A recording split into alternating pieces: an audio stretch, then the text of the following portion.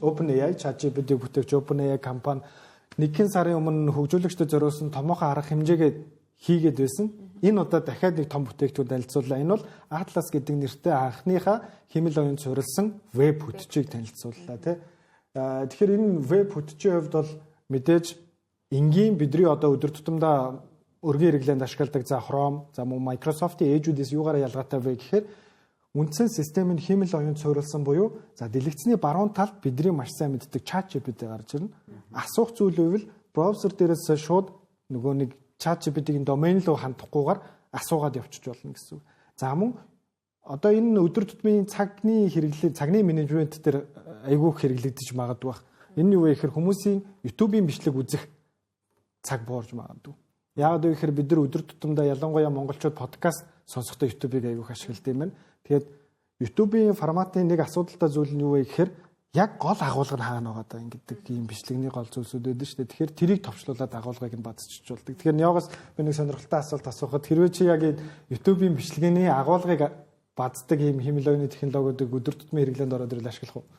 Тий, одоо чинь би яг өгдлөө өгч гэнэ шүү дээ. Яг үндсэн надад гол өгж байгаа мессежийг нь товчлоод өгөх юм бол миний одоо цагийг бас нэлээд хэмнэх гээд байна л да тий. Тэгэхээр одоо юу гэдэг яг бүтнээр нь үзэх бол одоо бид нар ажиллаа хийж байгаа хажуугаар ингээд хажуугаар нь тавьчаал ингээд сонсч идэг ч гэдэг юм. Энэ болгонд ч бас зарим дээр нь анхаарал төвлөрөхгүйгээр ингээд алдчихад байдаг гол санаануудаа. Тэгэхээр үндсэн гол санааг нөгөөч гэдэг одоо тэрхүү өгдлийг өгөөд надад тэрийг өгдөг болчих юм бол би магадгүй нөгөө 2 цагийн сонсох зүйлээ сонсохооргүй болоод би үндсэн юм агуул уншаад за магадгүй тэрийг гүйлгээд ч юм үзчихдэг байх боломжийг өгж юм л доо. Тэгэхээр түрүүний ганаг хэлдэгтээ яг тэр YouTube хэрэглээний бас цаг хугацааг бол бас хэмэх боломжтой байж болох юм байна тий.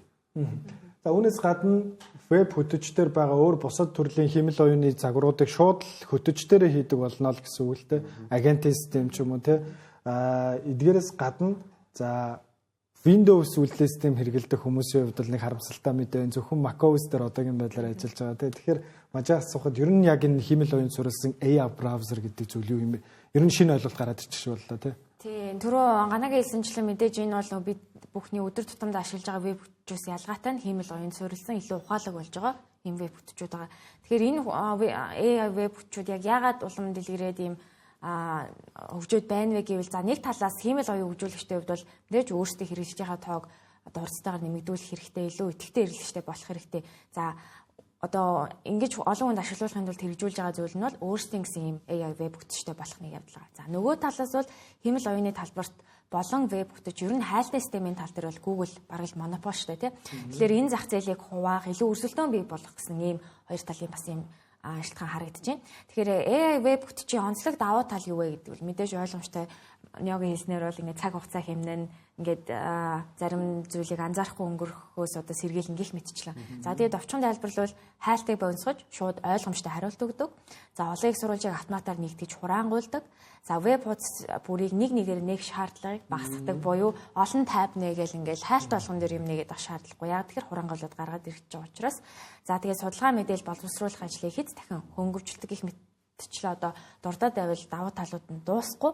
За тэгээд гол нь AI веб хөтөлбөр бол хэмэл оюуны одоо агентуудаас бидний хамгийн өргөн өдөр тутам ашиглаж байгаа одоо нэг хэлбэр болж ирж байгаа гэсэн үг. За тэгээд энэ талбарт OpenAI-с өөр ямар веб хөтөлбөрүүд байна вэ гэвэл Perplexity AI компаниас гарсан Comet байна. За тэгээд судалгаа мэдээлэл цуглуулах хэрэглээнд анхаардаг хэрэглэгчид энэхүү одоо веб хөтөлбөрийг ашиглах илүү тохиромжтой. За Arc-ийн хөгжүүлэгчтэй browser компанигийн Dia гэсэн AI веб хөтөлбөрүүдийг одоо дурдж болохоор хамгийн одоо хүмүүсийн сайн мэдж байгаачлаа. Тэгэхээр хэмэл оюун суурилсан веб хөтөч хэрэглэх, за энэ шинэ хэрэглээг нэвтрүүлэх гэдэг шинэ ойлголт гарч ирж байна. Тэгэхээр яг одоо энэ туршилгаа бидэнтэй уулзахаар Unread Media-гийн ерөнхий дизайнер Ами Эрдэнэ бидэнтэй холбогдоод байна. Амка өглөөний мэндийг хүргэе. За өглөөний мэнд. Тэгэхээр хэмэл оюун суурилсан веб хөтөч хэрэглэх хугацаанд ер нь өмнөх одоо уламжлалт веб хөтөчүүдтэй харьцуулахад чиний яг өдөр тутмын хэрэглээнд өдөр тутмын бүтээмжинд ер нь хэрхэн яаж нөлөөлж байна? Үнэхээр их нөлөөлж байгаа. Өмнө нь уламжлалт веб хөтөлбөрүүдийг ашиглаад бүх үйлдэлүүдээ өөрсдөө хийдэг байсан бол одоо хэмэл оюунт веб хөтөлбөрүүд ойлголт гарч ирснээр өдөр тутмын одоо жишээ нь имэйл зохицлох, имэйл бичих, эсвэл вебээс ямар нэгэн худалдаж авах зэрэг механик үйлдэлүүдэд бол өөрөө цагийг өргөх шаардлагагүй болж байгаа. Зүгээр prompt бичээд тэгээд таны веб бүтэж таны өмнөөс үйлдэл хийн гэсэн үг.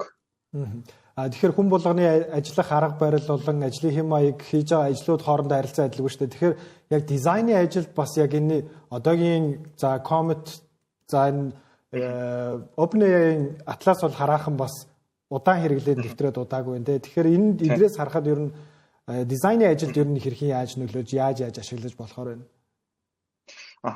Яг дизайны хувьд бол санаа цуглуулах ч юм уу эсвэл санаагаа илүү судалгаа хийх тал дээр ч юм уу тийм байдлаар бол ашиглах боломжтой мэлээ.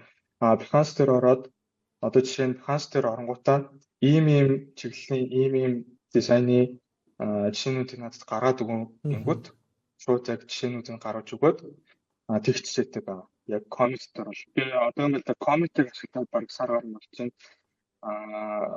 Atlas-ыг бол арай ашиглаж үзээгүй. Diag бас жоохон туршаад явж байгаа. Одоо энэ хамгийн гол онцлогуудын нэг нь YouTube-ийн видео бичлэг юм уу? За веб дээр байгаа энэ нийтлүүдийн агуулгуудыг базаад товчлоод тухайн хэрэглэгчдэд өгдөг. Энэ бол яг анхны хэмэл оюуны гарч ирсэн үндсэн чадруудын нэг шүү дээ. Энэ бол бүр ингээ веб хүтчийн дефолт байдлаар ингээ ийм функц болж орж ирж байна. Тэгэхээр энийг бас ашиглах ер нь хэр хялбар байна? Ер нь ямар хөө байна?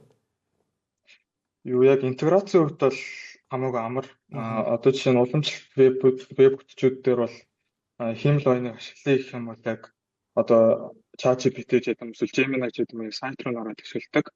Тэгээд яг веб бүтцээр бол үйлдэл хийх боломжгүй. Яг энэ хэмэл оюунд веб бүтчүүд дээр бол яг одоо юу гэдэг юм яг тэр интеграц нь бол маш сайн байгаа. Бидэнтэй туршлагаа олцсонд баярлалаа. За баярлалаа. Тэгэхээр OpenAI компани веб бүтчийн зах зээлд орж ирж байна гэдэг маань Google-ийн за Мажгагийн хүн түрүү хэлсэнчлэн монопол зах зээл дээр орж ирж байна гэсэн үг. Тэгэхээр Google-ийн толгой компани Alphabet-ийн хувьцааны ханшинд энэ ерөн хэрхэн яаж нөлөөсөн байна? Цус мэдээлэл 21-ний дараагийн өдрийн байдлаар бол ойролцоогоор 4.2% уналтыг үзүүлсэн.